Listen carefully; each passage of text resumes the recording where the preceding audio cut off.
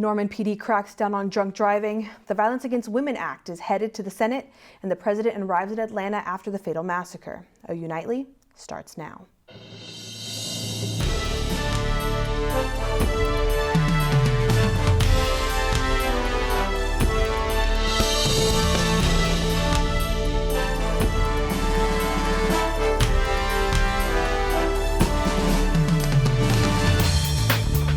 Good evening and thanks for joining us on OU Nightly. I'm Sofia Olivas. And I'm Olivia Dague. Tonight we begin with updates out of Atlanta after the massacre.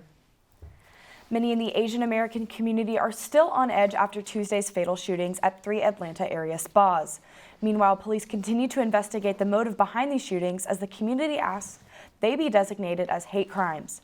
And as Camilla Bernal reports, authorities have now released the identities of all of the victims.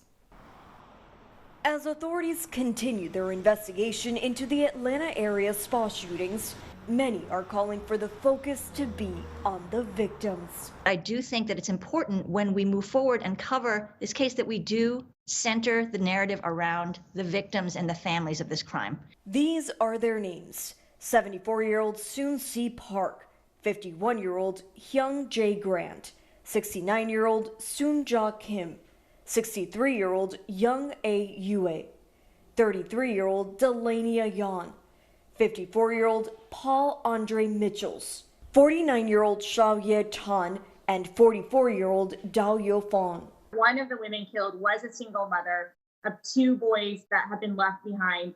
Her son has told us that he has not been contacted by law enforcement, that he was very close to his mother.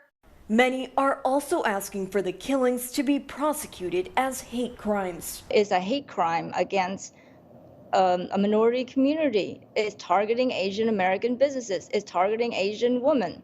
Investigators in Georgia say it's too soon to tell, and even the White House stopping short of calling it a hate crime. I'm Camilla Bernal reporting. President Biden and Vice President Harris are in Atlanta right now. We'll have details on their visit a little later in News Center. The Violence Against Women Act is on its way to the Senate. Grace Whitten joins us in the newsroom with more information about how this bill will affect Native Americans in our state. Grace? Sofia, VAWA aims to reduce domestic and sexual violence, and the bill has changes that would provide more protections, especially for Native American women, but it could be a difficult road ahead. The bill is passed. The Violence Against Women Act passed in the House this week, which would mean more protections for victims and survivors and additional resources for help. All of our domestic violence shelters around the state are full almost all the time. And so we are constantly needing more resources to provide those services to people. And so VAWA helps with that. Oklahoma Representative Tom Cole voted in favor of the bill, saying it provides critical assistance to the Native American communities in the state. Native American provisions were not always in VAWA. That's actually recent that they added that in. It's difficult for sovereign Native nations to then prosecute that non-Native. And so this reaffirms their right to do so and gives them more resources to get that prosecution and to provide that protection and that justice. A similar bill failed in a Republican-led Senate in 2019 due to gun control politics, and Democrats believe that the Senate should have tried harder to make changes. They didn't have to take our bill. What they had to do was address a pandemic of violence against women in America. The current bill is on the way to the Senate, and Sofia, although we don't know what the Senate will do, we do know that President Joe Biden will sign this bill if it hits his desk. Back to you. Thank you, Grace. And a heads up for Norman drivers. The Norman Police Department said they'll be setting up DUI checkpoints tonight. During those checkpoints, those suspected of driving under the influence will be asked to undergo sobriety tests. Should they refuse, they could have an officer get a warrant for a blood sample.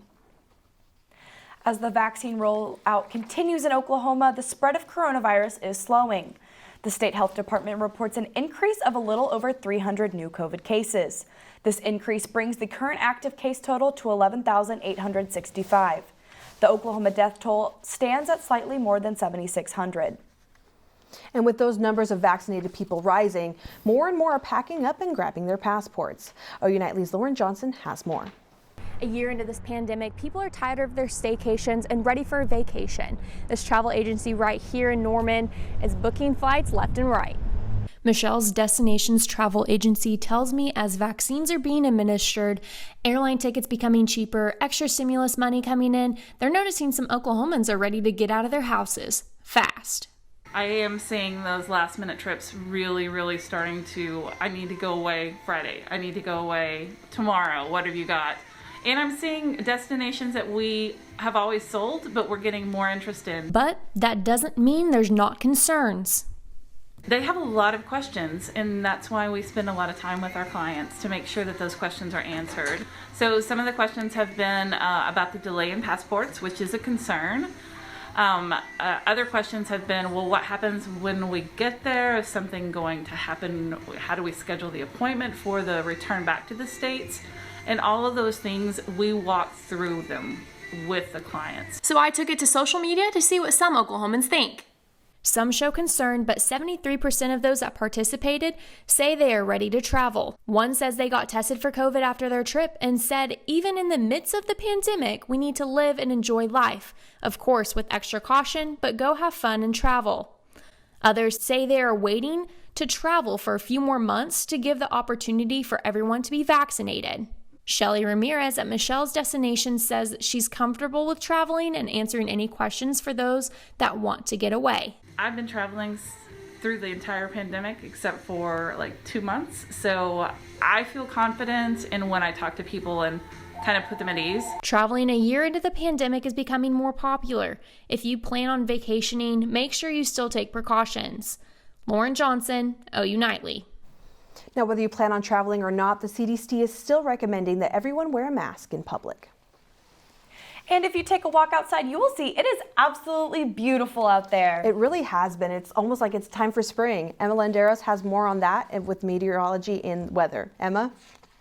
Yeah, well, after a past couple of days of nothing but dreary weather for us, it's about time we start to see some sunshine. Current temperatures across the state in those lower 60s, but we do have southerly winds that are helping us keep nice and warm. We are a little bit cooler up ahead, but hey, coming up, I'm going to have a more detailed look at your spring outlook for this year, your weekend forecast, and of course, some rain chances for the next couple of days. And cleanup will continue across the Deep South this weekend as folks try to pick up the pieces after a tornado outbreak on Wednesday. The National Weather Service surveyed damage in Alabama and Mississippi and confirmed 27 tornadoes so far. The strongest tornado was determined in EF2. Birmingham Southern University students had to shelter when a tornado touched down near campus. It was surreal, a new experience, kind of nerve-wracking because you don't know, like, okay, is there a tornado like right outside my door or is it like a few miles away? And you kind of just are wishing that everyone's staying safe. According to the National Weather Service, 2 people were injured and no one was killed. Well, after those January 6th Capitol riots, a number of political leaders are pushing for a permanent barrier around the building. But some lawmakers out of Oklahoma are voicing their concerns. And students in schools across the country are getting a little closer. So find out what CDC guidelines are changing when we return.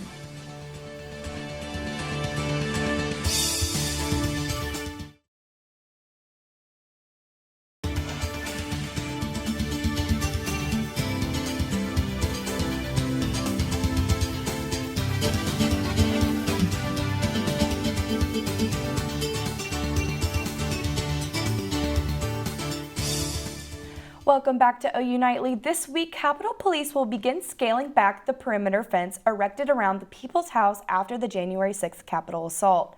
However, Oklahoma lawmakers are worried that the temporary security barrier could be a permanent fixture. Skylar Tallal reports on their concerns. After security fencing was installed around Capitol Hill, law enforcement is now encouraging the construction of a permanent perimeter. That plan is not sitting well with members of Oklahoma's congressional delegation. I would oppose it. And the reason I'd oppose it is because I don't think it's necessary. I think in a way you're kind of inviting problems, you're challenging people. Oh, I know I can get through that. Other members of the Oklahoma delegation have similar views. A permanent fence could further the separation between government and the people. Well, we have to remember this, the United States Capitol is the people's house, and the people need to get here, and that's been one of the things that's been so great about America. The Oklahoma National Guard left D.C. shortly after Inauguration Day, but there are still troops guarding the perimeter. Our National Guard, this is not their job. They're not hired to do this. In fact, they can't take long-term deployments like this that are not directly related to defending us from overseas threats. The current security plans require the National Guard to be stationed in D.C. until late May. No new information regarding the permanent perimeter has been released, but the fencing behind me will be removed in the following weeks. Reporting from outside the Capitol, Skylar, Tallal, Gaylord News. In these next 2 weeks, razor wire will be removed and the fencing surrounding the Capitol will be pushed back. Well, today marks the first joint trip for the president and vice president as they travel to Atlanta. Dylan Rivera has that story and the rest of today's headlines from around the world. President Biden and Vice President Harris landed in Georgia early this afternoon to speak with Asian American state legislators and community leaders in the wake of the spa shootings that killed 8, including 6 Asian women. The president hopes to bring attention to the rising discrimination and violence against Asian Americans. Yesterday, President Biden ordered all flags be half-staff in memory of the victims of the Atlanta area shootings. While in Atlanta, Biden and Harris will also meet with experts at the CDC for an update on the COVID-19 pandemic. And speaking of the CDC, today the agency announced relaxed regulations for social distancing within schools. 3 feet is the new recommendation. Before this morning, the CDC was suggesting 6 feet. The agency used 3 new studies to validate its change in distance. The studies showed that with 3 feet of distance, masks on, and other safety precautions in place, the levels of COVID-19 transmission within schools still remains low. Last night, the House approved 2 immigration bills marking a clearer pathway to citizenship for undocumented immigrants. The first bill makes it easier for undocumented immigrants brought to the U.S. at a young age. The second bill focuses on giving farm workers and their families a chance to earn legal status through their employment. Both bills are expected to hit a wall in the Senate with a lack of Republican support. Finally, in Mexico tonight, authorities have confirmed that 13 law enforcement officers died in an attack on Thursday. The group responsible has not yet been identified. Sofia and Olivia, back to you. Thanks, Dylan. And a fried food that warrants a special holiday in connection to a beloved sporting season. And Emma has the first look at our details for this weekend in spring. Well, with spring right around the corner, I'll have more details on what that could look like for us coming up.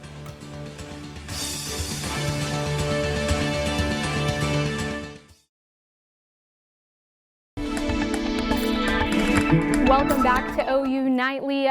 Outside is looking absolutely beautiful right now. Sunny conditions, 62 degrees right now with winds coming out of the north. It's very spring-like, and that's because spring is right around the corner. The first day of spring actually starts tomorrow with Easter right behind it at 16 days and then Earth Day at 34 days. Now, with spring conditions, the Climate Prediction Center actually came out with their outlook for temperatures right now. Unfortunately, it is looking like it's going to be warmer than normal for the springtime, and precipitation as well. It's going to look like we're going to be much drier than normal, especially here over there by Salt Lake and then Denver, Colorado.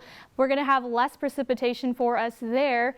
But speaking of dry conditions, we're going to be dry this weekend. Absolutely beautiful. Sunny skies, 62 degrees. It is going to be a little bit breezy for us, but overall just a nice day to go outside and enjoy the weather. We are expecting to see some precipitation coming in starting Monday. As you can see, it starts to pack on here in central Oklahoma and then making its way further east into Tulsa before it leaves our area late Monday. So definitely keep an eye out and make those plans for the start of your day on Monday. The next couple of days is still looking pretty good. Besides the day for Monday, which we have that chance for some precipitation, we are going to get some sunny skies. We're going to have nice temperatures in those 60s. We are going to be a little bit cool at night in those 40s, but overall it's looking great before we decide to warm back up on Friday. Back to you at the desk. Thanks, Emma. And Sophia, if there is any food worth celebrating, it's the corny dog. Tomorrow is National Corn Dog Day, and in honor of that, we've unfortunately decided to bring you some corny jokes. Sophia, this may come as a surprise, but I love corn dogs. In fact, I relish them. Oh, that was awful. Well, let's be frank, I don't think I'll ever find another dog quite like you. Oh, so sweet. And coincidentally, National Corn Dog Day falls on the first Saturday of March Madness. And as we enjoy our corny dogs dunked in batter, we're going to toss it over to our friends at Big Friday Sports to watch our favorite teams dunk on the court. Today on Big Friday Sports, March Madness is in full swing. Find out if your bracket is still perfect after multiple teams have already hit the court.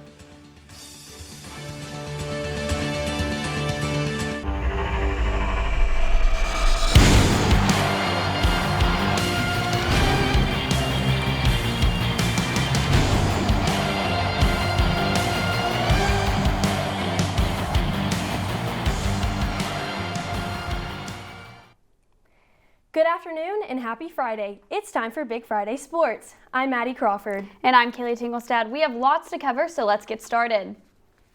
Sooner baseball is playing at home tonight against Houston in the first game of a 3-game series. The Sooners are coming off a huge road win over the #1 ranked Arkansas Razorbacks. The men are currently sitting at 9-7 so far this season. Right-hand pitcher Wyatt Olds will be pitching for the Sooners. First pitch is at 6:30 p.m. Staying on the mound, the #1 OU softball team is hosting Team Mexico in a 3-game exhibition series starting tonight at 6 p.m. The dynamic team is currently undefeated. This series will not affect the NCAA standings. OU redshirt senior Nicole Mendez actually plays for the Team Mexico and helped them qualify for the Tokyo Olympic Games. There will also be a familiar face on Team Mexico with OU alum Sydney Romeo. And the OU women's gymnastic team will be taking the mat tomorrow in Morgantown, West Virginia for the Big 12 championship. The Sooners are seeking their 9th consecutive Big 12 championship title when they face Iowa State, Denver, and West Virginia. The girls are feeling hot after finishing their 10th straight season ranked at #1. The news just keeps getting better for OU wrestling sensation Jake Woodley. After a big win on the mat today, he will advance to the NCAA semifinals. And that's not all. He was also just named OU's 227th All-American. As for the rest of the team, Dom Damas and Mitch Moore will also be competing for All-American status in their big matchups tonight. Still to come on Big Friday Sports, one Big 12 team is already off to a great start in the tournament. Stay tuned for all the latest March Madness updates.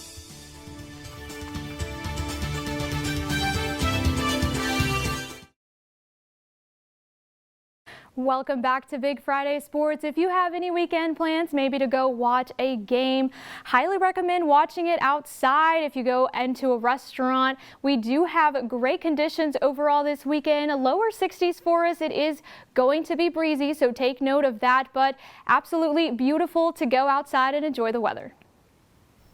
Welcome back to Big Friday Sports in the first day of the March Madness tournament. Right now, one of the top teams in the Big 12 just finished up with Baylor taking on Hartford. Baylor got the win 79-55 over Hartford. Also playing right now is Georgia Tech and Loyola. That game is 53-47. And we also have Oregon State versus Tennessee, which is 44-27. One of the first games of the tournament wrapped up just a little while ago. The Razorbacks came into this game as a 3 seed against the 14 seed Colgate. Colgate kept this one close for most of the contest before Arkansas was able to pull away. The Razorbacks were led by junior Nellie Cummings, who finished with 12. Arkansas will now move on to the second round where they will face Texas Tech. The Texas Tech Raiders came into the NCAA tournament red hot, defeating Utah State 65-53. Junior guard Matt McClung led the way for Tech with 16 points and 3 rebounds. McClung got some assistance from fellow guard Skylar Edwards, who put up 12 points and 6 rebounds. With the win, the Red Raiders will move on to the second round where they will take on 3-seed Arkansas. And with an exciting overtime victory, the Florida Gators came out on top 75-70 over Virginia Tech. The Gators had a slow start, unable to find their rhythm before picking it up in the second half. Florida guard Tyree Appleby left the game after taking an elbow to the forehead and receiving stitches. Appleby returned to the bench during overtime but did not enter the game. Florida won the game without him and advanced to the second round. If you missed some of the earlier games, don't worry because a ton of great games are coming up. Liberty will take on Cade Cunningham and Oklahoma State tonight at 5:25. And then at 6:10, the 9th seed Badgers are taking on the Carolina Tar Heels. Next up at 6:15, Cleveland State will be looking to upset Houston. Lastly, the University of North Texas will face Purdue at 6:25. Lots of games happening right now and later today, but the Sooners won't start their tournament until tomorrow. OU will take on the Missouri Tigers for their first round matchup.